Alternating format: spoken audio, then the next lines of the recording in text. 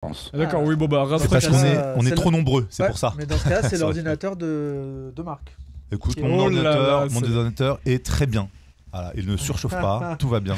Alors du coup, de quoi tu vas nous parler? La semaine dernière, t'as pas pu beaucoup parler. Cette lors de la fois-ci, on te chronique. laisse le champ libre. Ah, bah, c'est gentil.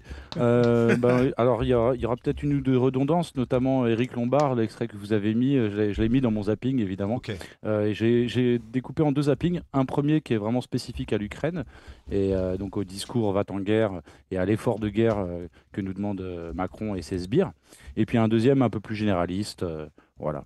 Ok. Et par la suite, j'ai mis aussi de côté une ou deux vidéos, si ça vous dit. Par exemple, Avec plaisir. un extrait de Off Investigation qui parle justement de Xavier Niel et du Minitel Rose, où effectivement des anciennes employées témoignent des fameux pseudos qui leur demandaient.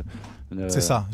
C'est dans le passage que j'ai pas mis. J'ai parlé de ce. J'ai mis 2-3 extraits là de Oui, Off j'ai cru Investigation. que t'allais le montrer ce passage. Ouais, donc je voulais le c'est bon s'il le. Bah, c'est parfait, on se complète. Voilà. Je ne l'ai pas mis dans le deuxième zapping, mais je l'ai en lien que je vais t'envoyer de suite. Ok. Donc, Alors. sans transition, si vous voulez, on peut lancer le premier zapping, celui sur l'Ukraine. Ok. Et ben c'est bon pour moi. Farid qui est là. Alors attends, Ah je non, vais faire. Salut, Farid. Meubler un petit peu.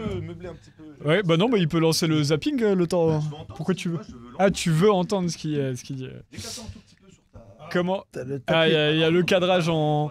Alors, On est en train de. ça fait longtemps qu'on n'a pas pris les commentaires du live. Au fait, qu'est-ce qu'il se dit hein Non, là, tout le monde est en train de saluer Raph. Pour l'instant, Ah bah voilà, sinon, bon, bah, pour l'instant. Est-ce qu'on a raté des questions importantes? Tu vois. Il y a toujours des questions qu'on rate une heure auparavant. Écoute, j'ai pas vu de questions, j'ai beaucoup de réactions. Alors, qu'est-ce que je. Il y avait Non. Nathalie au tout début du live qui avait vu le titre où j'avais mis propagande de guerre et qui nous disait j'en ai marre d'entendre parler de guerre. Alors c'est vrai que du coup on savait pas forcément quoi mettre comme titre, hein, on va être honnête aussi aujourd'hui. Ouais, c'était pas facile de mettre autre chose. C'est pareil, c'est encore moi qui fais le titre. Il m'a demandé fais-nous un titre en 2 secondes, je te fais un titre en 2 secondes. Voilà, avec moi c'est pas ChatGPT mais bon c'est pas Serais-tu bon. anxiogène, Romain Léa, Serais-tu anxiogène? bah pourquoi? Pas sous aveu. Parce qu'avec des titres comme ça, voilà, Avec des titres comme ça, non. Ah mais t'as raison. Non mais par Je contre t'ai- j'aimerais bien faire des titres. Mais non mais j'en ai marre, tu sais même en plus de mettre dans les titres de toujours mettre Trump, Macron. Je sais pas quoi mettre parce que j'aimerais bien qu'on mette des trucs. C'est le sujet du truc. donc, C'est tu les vois, sujets politiques. Là. compliqué. Après tu vois si on se disait, mais bon après c'est pareil, on n'est pas très organisé sur le live en général. Sur, tu vois on parle un petit, on prépare le live à 17h25. Pour un lancement à 35, ouais. Mais du coup c'est vrai que j'aimerais bien qu'on puisse. C'est vrai qu'il faudrait qu'on se dise de quoi on va parler comme sujet positif et comme ça on pourrait le mettre dans le titre. C'est vrai que sinon c'est pas jouable. C'est pas toujours facile de proposer des bons titres en rapport avec le sujet Ouais. que tu veux véhiculer, mais à la fois en mettant aussi un angle. Tu fais comme tu peux, hein, je sais très bien. Ah bah non mais complètement. Ils sont que ça. Ah, Farid, Voilà, Farid, comment tu vas? les gens demandent toujours il arrive à quelle heure Farid? Ah, Mais en à chaque fait fois, ça- t'arrives quand tu te lèves. Hein, c'est- Incroyable. ça. Le docteur à l'ouest total. Il vient de 30 km quand même. Ah ouais, c'est Anne Hidalgo qui fait que j'arrive en retard. Ah bon. En 2014 tu seras arrivé pile poil. Hein. Oh, bah, c'est en 2014.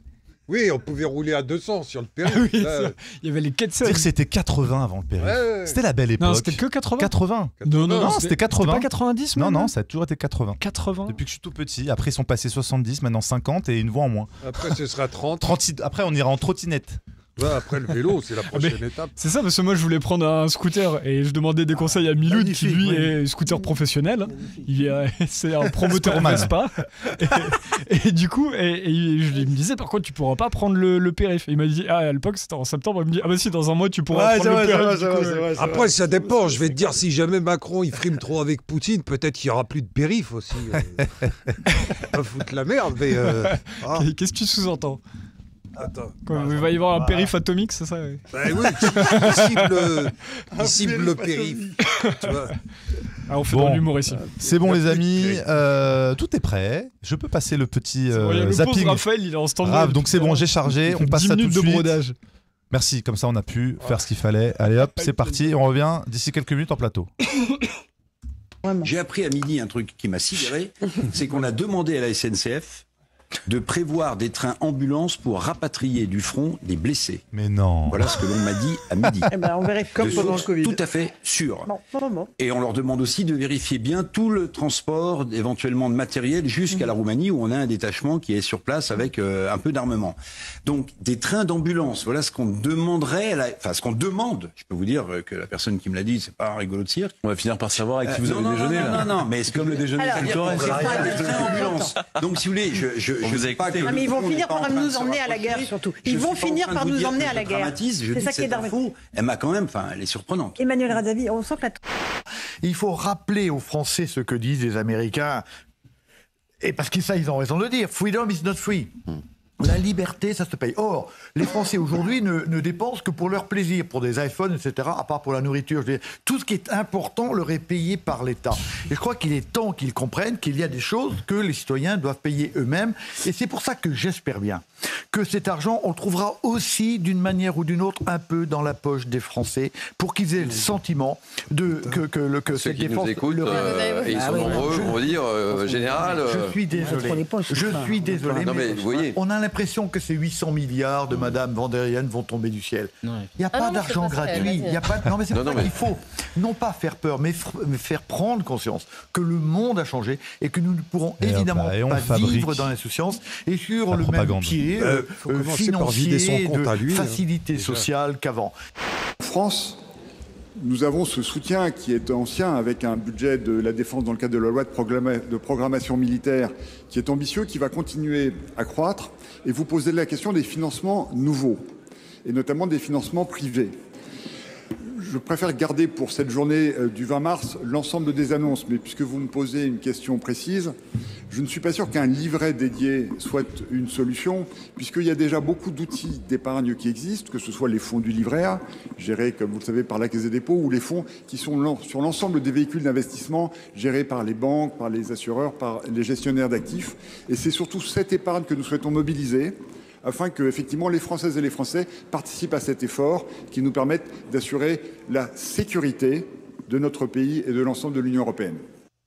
Je rappelle que Samuel Paty a été assassiné par un Tchétchène russe et donc, y compris sur le terrorisme, le rôle de la Russie est engagé. Donc aujourd'hui, il s'agit de prendre les Français, de ne pas faire peur aux Français, de ne pas manipuler les Français, mais juste de leur donner la réalité de la menace russe, qui est une menace réelle et sérieuse. Certains dire qu'il faut accepter finalement aussi les conditions de Vladimir Poutine parce que finalement, il n'y a rien de pire que la guerre. Oui, rien de pire que la guerre. Oui, si, il y a la dénazification version Poutine. À côté de ce que propose Poutine, ce que la France a vécu de 40 à 44 avec les Allemands, c'est peace and love. C'est peace and love. On est dans l'Eurovision. Мы согласны с предложениями прекратить боевые действия. Но исходим из того, что это прекращение должно быть таким, которое привело бы к долгосрочному миру и устранило бы первоначальные причины этого кризиса. И мы за. Но есть нюансы. В чем они заключаются? Первое. Что мы будем делать вот с этим участком в Калинине, в Курской области? Если мы прекращаем боевые действия на 30 суток, что это означает? Что все, кто там находится, будут выходить без боя? А как будут решаться другие вопросы на все линии соприкосновения? А это почти 2000 километров. И потом, кто на кого будет сваливать? Нарушение этой договоренности. Это все вопросы, требующие своего кропотливого исследователя. Voilà, c'est pas un vieil ours qu'on apprend à faire la grimace. C'est ça, ouais. Exactement. Donc, voilà, je salue tous les internautes qui m'ont dit bonjour dans le chat.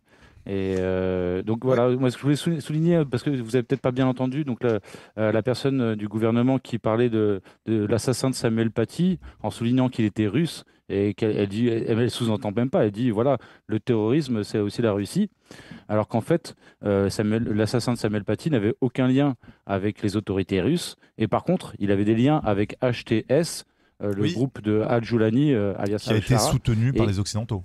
Voilà, et là, par contre, Al-Julani, le chef de HTS, on peut l'inviter, c'est open bar. Normal. Il fait partie du concert des Nations. Comme disait Laurent Fabius, ils font du bon boulot. Moi, je dis on invite Al-Julani sur Nexus.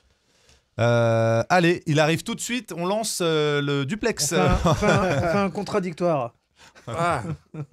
Et comme l'a souligné une internaute sur le chat, effectivement, la propre sœur de Samuel Paty a été complètement scandalisée par les propos de la membre du gouvernement, dont j'ai oublié le nom. C'est Sophie Primas. Voilà, Sophie Primas. Je ne la connaissais pas et je perdais rien à ne pas la connaître. Ça change tout le temps, de toute façon. Ça change à une vitesse, les porte-paroles du gouvernement.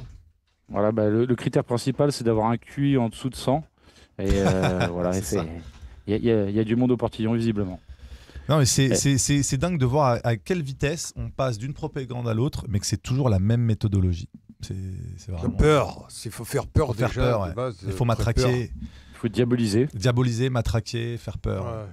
Ça décote un tout petit peu sur ta gauche. Qui, moi comme ça. Voilà. Non, c'est vrai, c'est dur de se caler en fait. C'est dur.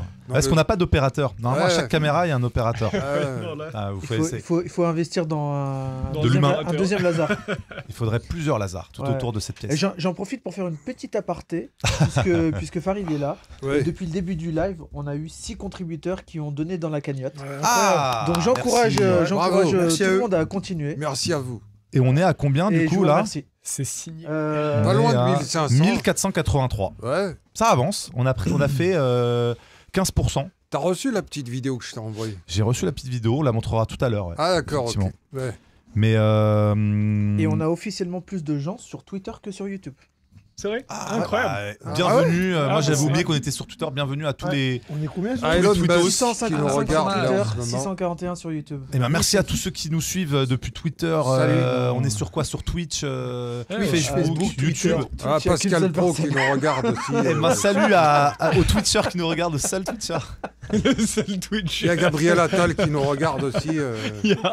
Gabriel, on t'attend au front. Toi, Glucksmann et puis. Ouais, ils ont qu'à y aller en fait. Ouais, leur grande gueule là, qu'ils aillent au front directement. Est-ce que tu iras toi, Raphaël, si tu es appelé à protéger ton pays en Ukraine? Non, mais moi j'ai été réformé P4, donc je serai envoyé en première Sérieux, ligne. toi aussi? Comment on fait? En fait, P3 t'es déjà réformé. P4, ça veut dire que t'en tiens une sacrée couche. En tant que complotiste, je suis réformé de base. Moi, parce qu'ils ont peur que vous soyez des agents doubles et que vous fassiez. Ah bah c'est bon. Alors. On est tous réformés. Nous, on est P16. Hein. Moi, j'apprends le russe. Toi, en vrai, on doit vraiment se méfier de toi. T'es parti dans tous les terrains de guerre. Je suis parti en Russie aussi. Hein. Ah, c'est vrai en plus. Si, Khorasho, Kagdela. Ah, mais je sais ce il bosse pour la DGSI en fait. Ce que ça veut dire, tu sais ce que ça veut dire? J'ai dit bien sûr. Comment vas-tu? Miloud. Ah ouais, tu te fous pas de notre gueule. Non. Bah écoute, je vais bien, merci, c'est gentil. Mais du coup, donc c'est compliqué parce que pour les... été du coup, pardon. Non, je disais pour les 600 qui sont sur Twitter, du coup, ils peuvent pas contribuer au chat comme sur YouTube. C'est vrai que c'est dommage du coup. Ouais, si, ils peuvent contribuer au chat, mais on peut pas leur répondre. Mais on peut pas leur répondre. Vous pouvez parler, mais on peut pas les afficher. Exclus, mais on peut pas vous répondre malheureusement. Miloud peut répondre sur son téléphone. Mais on peut pas l'afficher pour l'instant. Non, on peut pas l'afficher. Mais mais par contre, tu peux faire remonter s'il y a des questions, tu peux les mettre sur. Si vous avez toujours des photos à envoyer pour Raphaël. Voilà, sans transition. T'as reçu au fait depuis, tu nous as pas dit. Raconte. Ouais. Bah, justement, oui, alors du coup, je vais rester discret. Ça veut dire que c'est du sérieux. S'il est discret, ça veut dire qu'il y a du lourd. On est heureux d'avoir participé à quelque chose. Monte tes mains, est-ce qu'il y a la bague au doigt? Laissez-lui une semaine ou deux quand même. Le gars trop rapide. Bon, moi je suis rapide en amour. On va respecter. Attends, le pauvre, il essaie de faire quelque chose d'important là. Non mais là c'est Roselyne Bachelot qui lui a écrit donc. C'est Roselyne. Il y avait Roselyne et puis il y avait une certaine Caroline F. C'est ça. Qui a l'air, à mon avis, elle t'aime bien elle. Ah oui. Je crois que t'étais déjà dans son collimateur à l'époque du Cercle des Volontaires, non? Oh que oui. Alors pour la petite histoire, une fois j'étais pas ciblé. C'était pas le Cercle des Volontaires qui était ciblé, c'était Reopen 9/11 qui était ciblé. Et donc l'équipe de Caroline Fourest s'était présentée comme étant venue faire un reportage sur les zones d'ombre de l'histoire. Voilà, donc ils se montraient pas sous leur vrai jour. Et j'avais été filmé en train de discuter avec une personne et je parlais des 5 agents du Mossad qui s'était fait pincer le jour du 11 septembre. Elle a en coupé. train de filmer. Ah, Voilà. j'avais pas du tout. Je me rappelle. rappelais pas de Et cette en info. fait, il y avait des faux sous-titres. Enfin, les sous-titres ne reflétaient pas exactement ce que je disais. Moi, j'avais.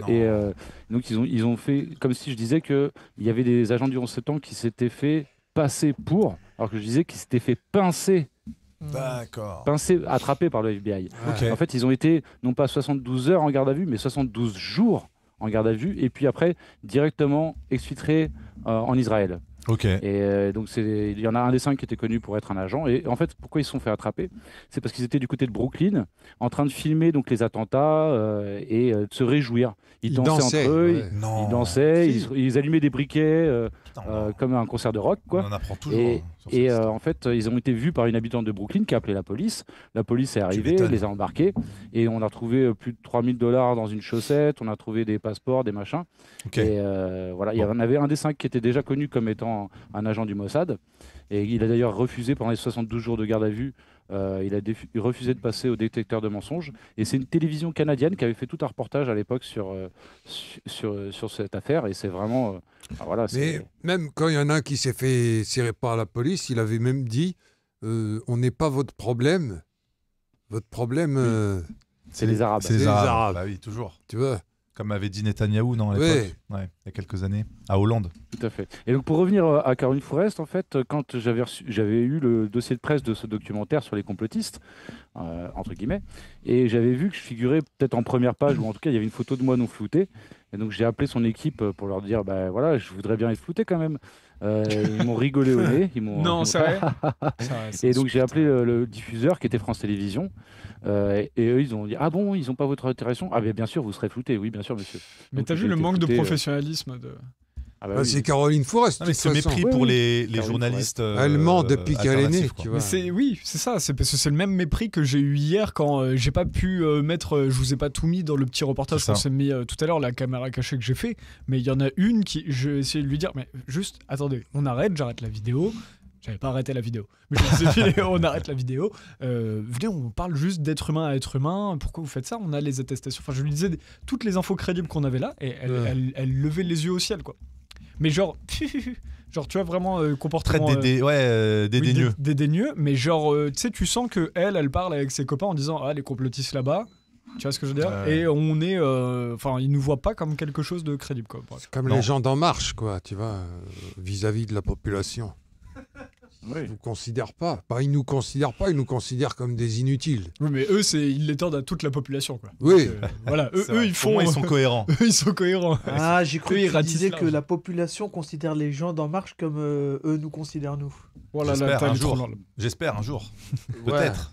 Ça serait le bien. pire, c'est que je crois qu'on n'a même pas autant de dédain envers eux que eux envers nous. C'est ça le pire. Ils sont tellement dans l'idéologie et dans l'individualisme. Les sans dents que nous sommes. Tu les vois quand ils prennent la parole, déjà, les membres du gouvernement. Les gens qui ne sont rien. Tous ceux qui sont d'En Marche, quand ils parlent, en fait, tu sens le mépris, tu vois.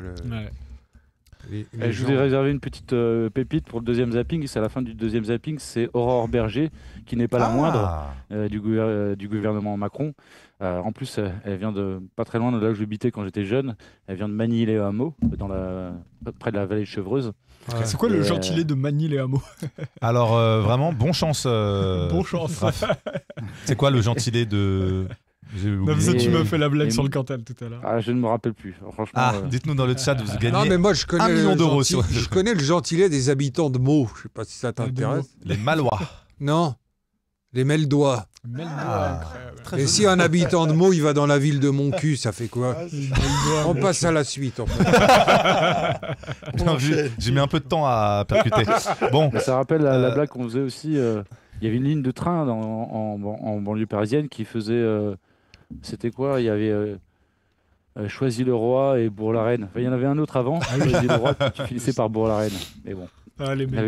Quel beau pays on a, les amis. On peut s'amuser avec des noms de villes quand même, c'est sympa. Et dans la vallée chevreuse, puisque j'y habitais, il y a aussi Boulay-les-Trous, qui est un joli nom de ville, je trouve. Boulay-les-Trous. Et d'ailleurs, il y a des services secrets là-bas. Il faut savoir que quand il y a eu la fusion de la DGSE et de la DST, donc pour former la DCRI, il y a eu des formations qui ont été faites à Gif-sur-Yvette et un des centres d'écoute et d'expertise des ordinateurs se trouve à Boulay-les-Trous. Je me demandais ce que c'était ces bâtiments-là. Il en a une là. puisqu'on en est aux anecdotes des noms de villes, est-ce que je peux... vous savez quoi? Quand j'étais jeune, en fait, je bossais, tu sais, je faisais un boulot d'étudiant, quoi. Et je cherchais une adresse. Et il y avait une ville qui s'appelait Chatte. C'est vers Grenoble. Et moi, je cherchais l'adresse, en fait. Et je suis en bagnole. Rien que ça, t'as réussi à faire rire. Attends, je suis avec un pote à moi parce qu'on ne trouvait pas. Tu vois, on avait rendez-vous dans un truc, là. Donc, je m'arrête. Et puis, il y a un gars qui passe, on lui pose la question. On lui demande, c'est où l'adresse? Et lui, il nous dit, bah, c'est pas compliqué. Vous allez tout droit. Vous tournez à droite, il y a un tunnel, vous rentrez dedans, là, vous rentrez dans Chatte. Moi, j'explose de rire, tu vois, j'étais là, je pouvais plus. Et mon pote, il me regarde parce qu'il était mal à l'aise. Il y avait le gars, tu vois, dans la rue. Mais moi, je pouvais plus. Qu'est-ce que je fais? Je démarre, je me barre. Ça sert à rien, qu'est-ce que tu veux? Et le docteur à l'Ouest est né à ce moment-là. Ça me fait penser, et je crois que c'est une vraie info, il y a un certain Alain Wacquebert, et il a été obligé de changer de nom. J'avoue, le Alain Wacquebert, il est un peu... à notre époque, il est difficile. Ça, c'est marrant, ça, putain. Ah bah écoute, je vous dirai pas où je suis né, alors. On va le mettre dans le film, je crois, si on fait le film. J'avoue, le Alain Wacquebert, faut qu'il apparaisse à un moment donné. D'ailleurs, il y avait un commentaire, Milou, tu le mets en producteur, Alain Wacquebert. Crime-boule, Marco, ouais. Alors, par rapport à la cotise pour le film, il y a le lien, je fais un don via Tipeee, et on précise que c'est pour le film. Alors non, oui, alors c'est vrai qu'il y a des gens, qui ont fait un don sur le PayPal de Nexus. J'en ai vu un passer, donc déjà on te doit 50 €. Ah, ok. Pour le film. Pour le film. Ah, ok, d'accord. Parce qu'il y a eu à un moment donné quelqu'un qui a mis 50 € pour Nexus, il y a marqué en dessous don pour le film. D'accord, donc, ok. Moi je vous parce que on vous invite à cliquer sur le lien qui a épinglé. Qui en épinglé, ouais, Lazare a sur le épinglé sur le bah, chat. parce que j'ai fait une petite vidéo explicative. On la passera tout à l'heure. Voilà, pour que les gens, si vous avez un doute, vous n'avez pas trop compris comment ça fonctionne. On est en pourparler avec Farid pour le scénario, parce que vu que le budget sera peut-être limité, à moins qu'on fasse beaucoup plus, mais jusqu'ici on va déjà peiner on va à atteindre se contenter les 10 000. de 10 000 balles pour l'instant. On se demande, est-ce qu'on fait un huis clos, est-ce qu'on fait un truc avec de l'extérieur? Moi je voulais quelque chose un peu type Les Trois Frères ou La Belle Verte. Voilà, on sait pas. Quelque chose qui fait réfléchir. Ou un Réservoir Dog. Oui, c'est un huis clos, il y a de la violence, les gens aiment bien. Au fait, pardon, mais il a fini sa chronique. Oui, il n'a pas terminé. Non, il n'a pas commencé. Il n'a pas commencé. Puisque vous discutiez, j'ai recherché la fameuse ligne de train. Elle passait donc par Choisy-le-Roi, Bourg-la-Reine et Jouy-en-Josas. Ah, Jouy-en-Josas. Je ne suis pas du tout obnubilé par la chose. C'est chez Selim, ça, tu vois. Mais il habite là-bas, lui. Franchement. Et donc, sans transition, sans transition, c'est ça, j'allais dire. Comment transition, la guerre en Ukraine. Comment je fais maintenant pour enchaîner sans transition sur ta prochaine vidéo, et on revient pour les petites blagues. Allez, hop. Il y a un pays au monde où un certain type de clinique a fleuri ces dernières années. Et c'est un business qui marche très bien.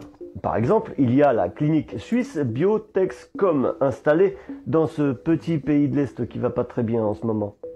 Et comme il est indiqué sur leur site internet, ce petit pays de l'Est, qui ne va pas très bien en ce moment, est le seul pays au monde à autoriser la GPA pour les étrangers. Attends, c'est pas fini, t'as pas entendu le pire. Avant de t'annoncer le pire, je vais te dire combien ça coûte. Sur leur site, tu vas dans l'onglet prix, tarif, et tu tombes sur les 3 formules proposées. Non. 39 900 € pour la formule standard. Non, sans choix de sexe. 49 900 € pour la formule standard plus. Non. Et près de 65 000 € pour la formule VIP. Choix de sexe illimité. Chez Fescom, pour 120 000 €, tu as un service génomique en plus. C'est-à-dire que tu peux choisir le sexe de ton enfant, la couleur de sa peau, la couleur de ses yeux, de ses cheveux, mais aussi son niveau intellectuel. Non mais attends, mais c'est bienvenu à Gattaca ce truc-là. Complètement, oui, c'est ça. Attends, il faut qu'on fasse une enquête après ça. Merci pour l'info. Tu parles du film La dystopie des années 90. Regardez ce film, Bienvenue à Gattaca. C'est exactement ça, ouais. Ça rapporte plutôt pas mal, comme indiqué sur le site de la clinique Fescov, 18 000 naissances depuis sa création. Faites le calcul. Cerise sur le gâteau. Ces cliniques qui sont les seules au monde à faire ça, dans le petit pays de l'Est qui va pas très bien en ce moment, ont des partenaires dans le monde entier. L'endroit merveilleux où vos rêves de parentalité deviendront réalité. Vous pouvez suivre un programme de FIV avec des ovocytes de donneuses à la clinique Biotexcom sans avoir à vous rendre en Ukraine. Tout ce que vous avez à faire est de fournir un échantillon de sperme à Nice dans notre clinique partenaire. Une fois l'échantillon prélevé, Il est transféré à Kiev chez Biotexcom. Les embryologues et les médecins de la clinique créent un embryon en utilisant le sperme du client et l'ovocyte de la donneuse, puis l'embryon prêt pour le transfert est renvoyé à Nice, où le transfert d'embryon est effectué. Les médecins de Biotexcom vous aideront à choisir une donneuse qui vous convient le mieux. Biotexcom est votre partenaire de confiance pour réaliser votre rêve de devenir parent. Non mais attends, c'est une fake news j'espère. Attends, faut qu'on creuse. Ah bah non, justement, c'est ça. Attends, il faut qu'on appelle, faut qu'on fasse semblant d'être des clients. Moi, je veux aller au bout du délire. Ah, ce serait pas mal. Ah, je veux aller. Ah ouais. On y va en caméra cachée. Je veux un qui ressemble à Atali. Je veux un Macron bis. Ça fait cher payer l'enquête, hein, 39 000 euros. Oui, c'est pas fou. Non, je m'arrête au moment de signer le chèque. Je fais ah, j'ai changé d'avis. Sauf qu'on sait tous très bien ici autour de la table, tous ceux qui bosseront avec Marco, c'est qu'il va commencer son enquête et il est tellement gentil qu'il va pas savoir dire non à la fin. Et il va se retrouver avec un gosse en GPA en Ukraine à la fin. Merde. Regarde, si je peux choisir sa génétique, si je peux choisir quelqu'un, je fais un espèce de X-Men Iron Man. Et il va nous sauver de tout ce qui se passe sur Terre. Ouais, y a pas de souci. S'ils peuvent nous mettre des pouvoirs spéciaux. Je suis pas sûr que ça soit aussi simple. Avec un ou deux bitcoins, à mon avis, là, pour ça, c'est pas 39 000 euros. Hein. C'est 39 millions d'euros. Ouais, voilà, ça doit être faisable, mais beaucoup plus cher. Mais Marc, t'as pas besoin de faire une sélection génétique. T'as déjà tous les bons gènes. T'en sais rien. Oh là là, il est gentil. Tu dis ça, dans le chat, si vous êtes d'accord, mettez un 1. Je fais des insomnies, je suis tout le temps en retard. Je vais te dire aussi, moi, tout ce que ma génétique m'impose. Latakia, c'est l'un des fiefs de la communauté alaouite, la minorité religieuse dont est issu le clan Assad. Les soldats de la nouvelle armée syrienne se filment lorsqu'ils humilient ces alaouites en les traitant de cochons. Ou lorsque l'un d'entre eux frappe ces civils à genoux. Des dizaines d'exécutions sommaires, des corps qui jonchent les rues, la panique de familles entières. Ces exactions se sont déroulées dans plusieurs villes de la côte. Il y a une semaine, lors de notre venue en Syrie, nous avons constaté la terreur des Alaouites, dans leur quartier bouclé à cause d'enlèvements et d'assassinats depuis décembre. À Homs, ce commerçant comme les autres se barricade chez lui et songe à quitter son pays. Ce n'est pas parce qu'on est alaouite qu'on soutenait l'ancien régime. Aujourd'hui, on pense qu'il n'y a aucune place pour les minorités dans cet État. Les nouveaux dirigeants sont des extrémistes. On ne peut pas vivre avec cette menace de vengeance. Que les populismes, ils ont évolué, et on voit bien aujourd'hui en France d'ailleurs qu'ils continuent à évoluer, et que la question c'est aussi le rapport à l'information, le rapport à la vérité, le rapport à la science. Je pense que ça c'est un enjeu majeur sur la question du populisme par exemple. Toutes les questions qu'on a eues par exemple sur la question du vaccin pendant le Covid, à un moment mettre en cause une vérité et un fait scientifique. Mais quelle vérité madame? Oui, quelle vérité? Mais quelle vérité, puisqu'on nous a dit que le vaccin ne transmettait pas. Merci. Si on était vacciné, on ne transmettait pas le Covid. Non, et c'est pour ça qu'on se vaccinait. Attendez. Non, madame. Tout le monde s'est fait vacciner parce qu'on nous a expliqué que le vaccin permettait la non-transmission. Je suis désolé de vous le dire. Et notamment les jeunes, c'est pour ça qu'on les a vaccinés. Qu'est-ce qu'on apprend 6 mois après? Que le vaccin permettait tout à fait la transmission. Que le vaccin a largement limité et que les bénéfices du vaccin étaient bien supérieurs au fait de ne pas être vacciné. Pour des gosses de 15 ans? Oui. Qui n'allaient jamais dans un hôpital et qui ne mourraient pas? Vous êtes sérieuse? Ils pouvaient aussi voir leurs propres parents ou leurs grands-parents. Oui, évidemment. Mais ils n'empêchaient pas la transmission. Ils n'empêchaient pas la transmission. Et que ça aussi... Alors on nous dit, mais on ne le savait pas. Le bénéfice d'être vacciné est plus fort que le bénéfice de ne pas être vacciné. Ça, par exemple, ça a été démontré par toutes les études qui sont des études scientifiques. Ça n'est pas moi qui le dis, encore une fois. Madame Berger, c'est la question des faits, de la vérité scientifique. Pour ceux qui sont fragiles, il n'y a même pas de discussion. Pour ceux qui ont des comorbidités, il n'y a même pas de discussion. Mais pour un gosse de 15 ans qui a aucune probabilité de terminer dans un hôpital et il n'y a pas de mort. Aucune probabilité malheureusement, puisqu'on a eu des plus jeunes aussi qui ont pu être touchés, qui ont eu par exemple des Covid longs, et on a encore un certain nombre de Français qui en sont. Donc moi je pense qu'il y a quand même le rapport à la science, on voit bien que ça se dégrade, et je pense que ça c'est un enjeu majeur par exemple dans une société, et en effet c'est une des questions de rapport. Elle évolue et que. Oui, mais il y a des faits. Il y a un moment il y a des enjeux scientifiques où il y a des faits qui ont été établis et qui n'ont pas été ensuite contestés. T'as vu leur communication, comment elle est rodée? Des rétropédalages, des errements. Je rappelle qu'on nous avait expliqué que les masques servaient à rien parce qu'on n'avait pas assez de masques au début. Je parle des faits scientifiques. Oui, c'est des scientifiques qui disaient ça. Mais tu vois, en fait... Merci Aurore. Juste avant, elle parlait des extrémistes, en gros, qu'il y a un populisme, un extrémisme, mais tu te rends compte, ils se rendent même, enfin c'est eux plutôt qui se rendent même plus compte, c'est eux les extrémistes. Mais c'est ça qui est dingue. C'est-à-dire qu'ils refusent tout mais débat. C'est comme dans une secte. Hein. Ils font que des affirmations, tu vois. Ouais. Ils excluent toute contradiction. Mais en fait, si on écoute bien et si on est un peu, comment dire, si on détecte un petit peu au-delà de ce qui est dit, on voit que des personnes comme ça, comme l'autre personne du gouvernement que j'avais mis dans le précédent zapping, ils n'ont pas tous les fils qui se touchent là-haut. C'est des gens qui n'ont pas inventé le fil à couper le beurre. Non, avec tout le respect, je leur dois. Ils n'ont pas beaucoup de clés de compréhension. Et c'est des gens qui répètent, des prompteurs, qui sont dans d'où l'intérêt l'idéologie. d'avoir des gens médiocres au pouvoir. Mais c'est pour ça qu'on l'a mis en place. C'est parce que c'est simplement des suiveurs. On leur donne en fait des communiqués, tu vois. On leur dit voilà, vous allez dire ça aux gens. Et puis ils répètent. Oui. Mais c'est exactement ça. Ils défendent la Macronie jusqu'au bout des... Mais t'as vu comment leur discours est rodé? C'est-à-dire aujourd'hui, c'est indéfendable. Il y a même Janine Small qui avait dit, bah non, ça n'a jamais... Donc là, c'est la numéro 2 de Pfizer, qui avait remplacé Bourla quand Bourla n'avait même pas voulu venir rencontrer les députés européens. Fin 2022, septembre 2022. Okay. Et à ce moment-là, Janine Small dit, devant Rob Rose, Virginie Joron et tout ça, elle dit ah bah non, bien sûr qu'on pouvait pas tester la transmission, on n'avait pas le temps. Et donc là ils sont capables encore de dire ça. Mais tu as vu, ce truc compulsif de venir te mentir en te regardant droit dans les yeux. Et moi, Janine Small, quand je lui mets un micro à l'époque, parce qu'on était quasiment les seuls à la filmer, c'est des gens qui ils te font flipper sur place quand t'es quelqu'un de sain. Et elle, je Olivier Véran. Mais moi, je vais dire un truc. Olivier Véran, il a dit qu'on n'était plus en phase de test, alors que Pfizer reconnaissait qu'on était toujours en phase 3. Voilà. Non, mais ces gens-là, tu vois, les membres du gouvernement, que ce soit Aurore Berger ou Olivier Véran ou même Gabriel Attal, tu peux leur ramener des gens qui ont subi, tu vois, des dommages, ce qu'ils appellent collatéraux, qui ont eu des effets secondaires les plus graves qui existent, des gens même qui ont eu des membres de leur famille décédés. Jamais ils ne reconnaîtront que le vaccin, tu vois, il a eu un impact, tu vois, un impact d'empathie, ces gens-là. Ils n'ont pas d'empathie, justement. Ils ont été formés pour avoir aucune empathie. En fait, ils sont formés pour, si tu veux, tous les êtres humains, il n'y a que leur classe, leur élite qui mérite de vivre. Tout le reste, on doit crever. On est des inutiles, tu vois. Donc ils nous font comprendre à chaque fois. C'est pour ça que tu peux pas avoir de s'armer de patience et de faits pour rappeler tout ça. Et effectivement, comme tu dis, ils inviteront jamais Pierre Chaillot en face d'elle. Jamais.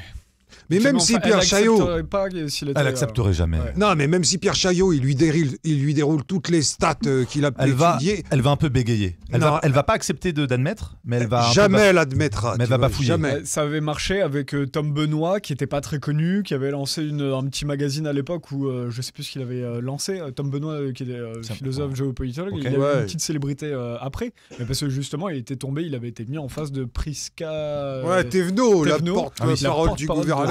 Il lui a parlé comment on rembourse la dette. Et puis exactement. Et donc il l'avait détruit, ça avait fait une super capture, mais c'est un one shot quoi. C'est en gros faut avoir quelqu'un de vertueux qui se défende bien face à quelqu'un comme ça, et puis c'est souvent du one shot parce qu'après tu réinvites plus Tom Benoît. Sinon il faut former des faux journalistes novices, tu vois, qui arrivent, qui sont débiles à première vue, tu vois, mais qui leur posent les questions. Question qui fâche. Comme tout à l'heure, pas du tout débile, mais celui qui vient poser la question dans la conférence à Emmanuel Macron. Pourquoi vous êtes vous vous êtes marié avec votre prof de français l'handicapé, la classe d'handicapés en fait c'était un foyer d'handicapés et Macron est allé faire un peu, il s'est dit tiens je vais faire du buzz sur les handicapés, très bien, sauf qu'il a oublié que les handicapés sont pas cons. C'est des trisomiques, c'est pas des handicapés. C'est un handicap. La trisomie n'est pas un handicap? Bah si, c'est un handicap. Ça dépend comment tu... c'est un handicap comme dans la vie, c'est handicapant. Même si ça veut pas dire que t'es débile, ça veut juste dire que... Mais du coup, c'est un handicap mental. C'est extrêmement handicapant. Mais du coup, il a peut-être oublié, Macron, que c'est pas parce que t'es face à des trisomiques qu'ils sont bêtes. Et du coup, les questions qu'il lui pose, je me dis, mais en fait, en 2 questions, il s'est fait cerner, quoi. L'émission, elle s'appelle Le Papotin. Avec Macron justement quand il va là-bas. Et c'est là où c'est intéressant. Tout à l'heure, c'est vrai qu'on n'est pas revenu, mais quand tu montrais avec Offset Investigation qui faisait le parallèle entre Macron et Montebourg, avec Emmanuel Macron qui va supplanter Montebourg, parce qu'au début, en fait, c'est un petit peu leur technique à ce politique de mettre des politiques un peu novices. Montebourg n'était pas novice en 2012, mais du coup, Tu vois, c'est quelqu'un d'un peu vertueux comme ça. Il y avait lui et un autre, Benoît Hamon aussi, et qui en fait sont des gens qui ne peuvent pas survivre dans ce milieu-là. Ils sont mis parce que ils disent, vous voyez, on met des gens qui sont pro-protectionnisme, qui sont pro-made in France, et voilà. Par contre, ces gens-là, ils tiennent 2 ans, on leur met une pression folle. En 2017, on fait pareil avec Nicolas Hulot. Alors, c'est sur l'environnement, bon, c'est un petit peu plus subversif dans nos réseaux, mais en tout cas, ils essaient de mettre une figure qui, quand même, ne pourra rien faire dans la politique telle qu'elle est là-bas, puis c'est leur vérité, et c'est, comme tu le dis très bien, ils ont toute une autre stratégie politique que celle qu'on a. Et c'est pour ça que pour nous, c'est dur de juger une politique à l'instant T, puis 2 ans après, tu ne sais pas en fait comment est-ce qu'ils vont faire des magouilles pour mettre des bâtons dans les roues aux marionnettes un peu vertueuses. Non, mais là, on le voit déjà, tu vois, c'est-à-dire qu'il y a eu le bordel que ça a foutu en France avec l'histoire de la retraite à 64 ans. Bon, là, ils sont en train de te faire comprendre que maintenant, tu vas aller jusqu'à 70. Ah oui, facile. Oui. On va prendre ton argent, tu vois. On va prendre... Et tu passeras du travail 70 ans jusqu'à la tombe, ils vont te faire soleil vert, quoi. C'est l'objectif, c'est que soleil vert. Tu as pas vu le film Soleil Vert? C'est un film Soleil Vert de science-fiction qui est excellent, où la nourriture, en fait, c'est les restes de cadavres humains, si je me trompe pas. Ouais, que tu manges. Voilà. Bref, là, j'ai complètement spoilé le film, mais il est excellent. C'est cool, c'est un bon film. Vous venez de me spoiler la fin du film. Comme ça, t'as plus besoin de le regarder. Et non, mais t'as parlé tout à l'heure de Bienvenue à Gattaca, qui est un excellent film. Magnifique. Mais il est très très inspiré d'un livre qui s'appelle Le meilleur des mondes d'Aldous Huxley, qui est l'autre référence à part 1984. Tout le monde cite George Orwell 1984, qui est très intéressant. Mais l'autre qu'il faut absolument lire, à mon sens, c'est Le meilleur des mondes, parce qu'il y a beaucoup de choses qui y sont là-dedans. La société dans laquelle on ne peut pas refuser des avances sexuelles, où on apprend les jeux sexuels dès la maternelle.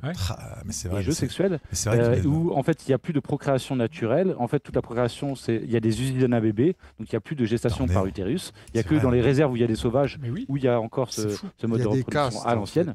Et donc il n'y a que les alphas et les bêtas qui peuvent se reproduire à la reproduction. Les autres, les deltas, les epsilon, ils n'ont absolument pas le droit de se reproduire. Et ça, il y a une vidéo de Jacques Attali qui date de 2007 ou 2012 qui est ressortie, qui parle des 3 catégories de population dans le monde qui viennent. Et c'est exactement ça. Et on retrouve cette vidéo. Il dit, c'est quand il dit en fait, il y aura des gens qui seront extrêmement pauvres, qui seront plusieurs milliards, tu vois. Il y aura la catégorie des gens très riches qui pourront tous se permettre les nomades apatrides. Ils seront une centaine de millions. Et il y aura une classe intermédiaire qui n'aura qu'un rêve, c'est atteindre la classe des ultra riches, quoi. Qui protégera et cette qui n'aura classe. qu'une peur, c'est de tomber dans... Non mais complètement, et c'est vrai que ça commence par ça, le meilleur des mondes, et là on arrive là-dedans quand on voit tout à l'heure 39 000 € pour aller faire de la GPA, plus les problèmes de fertilité depuis les campagnes de vaccination, avec la natalité qui a complètement chuté. C'est encore baissé. Voilà, donc il faut absolument qu'on creuse sur cette boîte, parce qu'effectivement c'est annonciateur malheureusement de ce capitalisme qui va aller sur la nouvelle frontière qui lui était interdite, c'est-à-dire le vivant, la procréation, la biologie humaine, et on va marchandiser la vie. Et c'est pour ça que les gens pensent qu'on rigole, mais c'est pour ça qu'on essaie de caser Raphaël, parce qu'il sera à la fin le seul à pouvoir repeupler la planète. Il faut s'activer là, les gars. Il faut le rappeler aux gens qui sont pas au courant. Peut-être t'as des nouveaux à chaque fois qui viennent. La ref, c'est quoi? Ça vient, c'est de ta faute, Raph. C'est toi qui as tendu le bâton. Je pense que c'est Farid. Il veut rester discret. Maintenant, il faut que tu exposes ta vie privée. Ça, c'est fini. Donc, est-ce que tu as créé une adresse mail depuis? Non. Est-ce que tu as créé une association, parce que il va y avoir du monde. Non, mais les personnes qui ont voulu me trouver ont su me trouver. Quel poète. Annexus, le destin existe. Sinon, n'hésitez pas à faire appel au macro Lazare qui fait tourner les numéros. C'est lui qui dispatche un peu. Pourquoi est-ce qu'on pense quoi qu'il y a que C'est lui, Xavier Niel, c'est le fils de Xavier Niel. 36-15 Lazare. Alors, justement, j'ai les 2 dernières infos que je Non, mais avant les infos, moi j'ai une question. Pourquoi est-ce qu'il y a que Raphaël alors que Miloud aussi, il cherche quelqu'un? Mais non, mais laissez Miloud tranquille. Il est tranquille, Miloud. J'ai été mis dans la sauce. Il t'a fait un tacle glissé par derrière. C'est ton coéquipier. C'est mon partenaire qui me... Je veux l'aider à pas l'aider, mais... Bah oui, ça peut... On sait jamais, Miloud. Tu vois, comme il dit Michel Blanc sur un malentendu... C'est possible. C'est pas dont... Je suis pas en recherche, voilà. T'es pas en recherche. Voilà, exactement. Contrairement à Raphaël. Voilà. C'est ça. Non, mais quoi qu'il en soit, une adresse mail... Où c'est qu'on peut t'écrire nra@nexus.fr. C'est PSG. Alors, par contre, là, je vais pas vous faire rire du tout. Je vais reparler de ce qui se passe en Syrie. En fait, il y a eu 1000 morts donc récemment. Vous en avez peut-être entendu parler dans les tueries, dans les massacres. Je pense qu'on peut utiliser, selon la définition des textes internationaux, je crois qu'on peut utiliser le mot de génocide, puisque les personnes ont été ciblées selon leur appartenance religieuse et qu'il y a eu des centaines de morts. Ça a été assez systématique. Et c'est pas uniquement des alaouites. Ce sont aussi des chiites, ce sont des chrétiens. Il y a même eu quelques sunnites qui ont été tués. Et en fait, ce qui s'est passé, c'est qu'il y a également des sunnites, comme ils étaient moins ciblés que les autres, il y a des sunnites qui ont caché des gens pour les sauver. Ça vous rappelle peut-être une période sombre de notre histoire. Ouais. Et il reste encore des gens humanistes sur Terre. C'est bien. Oui.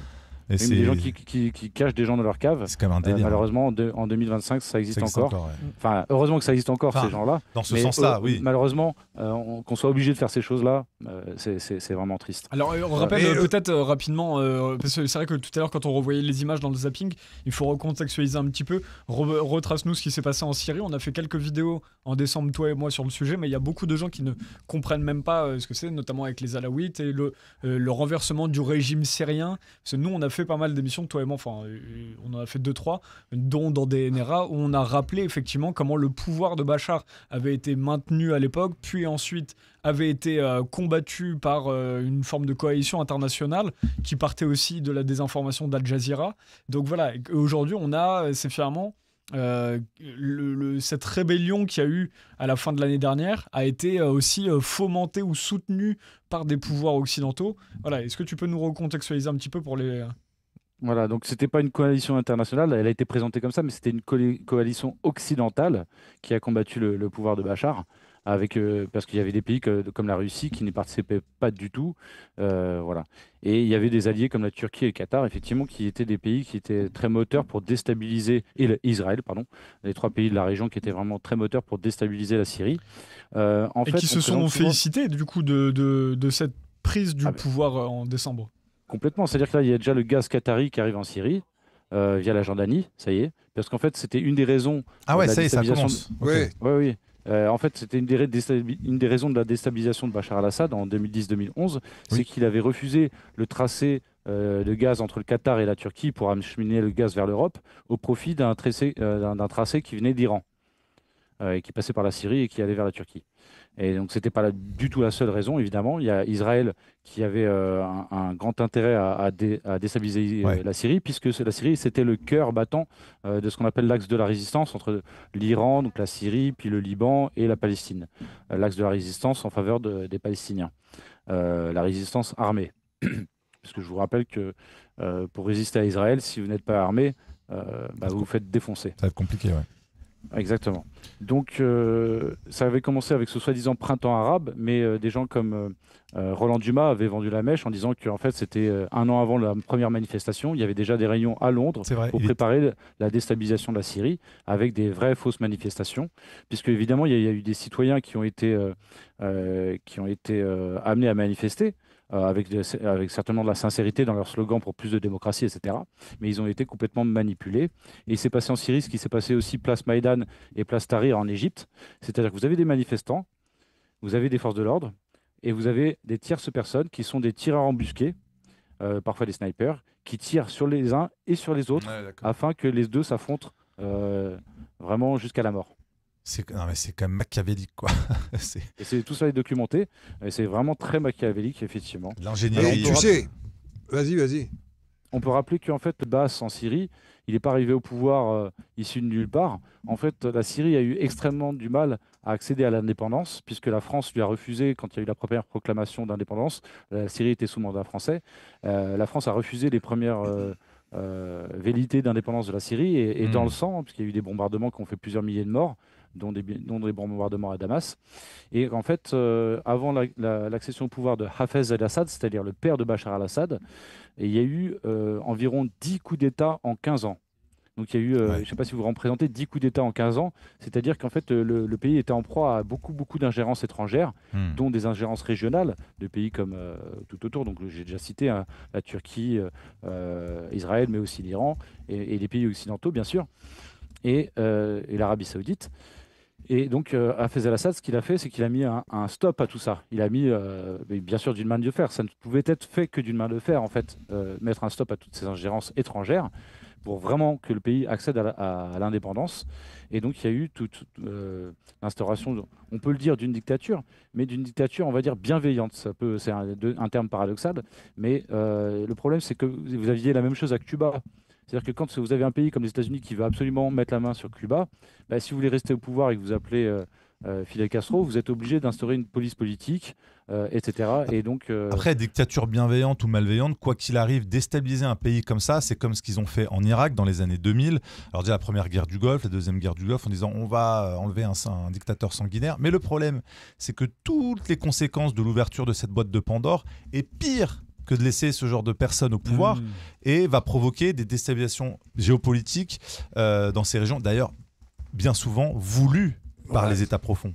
Parce que ce qui est encore pire dans le cas de la Syrie, c'est que si pour comparer avec l'Irak, Bachar al-Assad, c'est un ange par rapport à Saddam Hussein.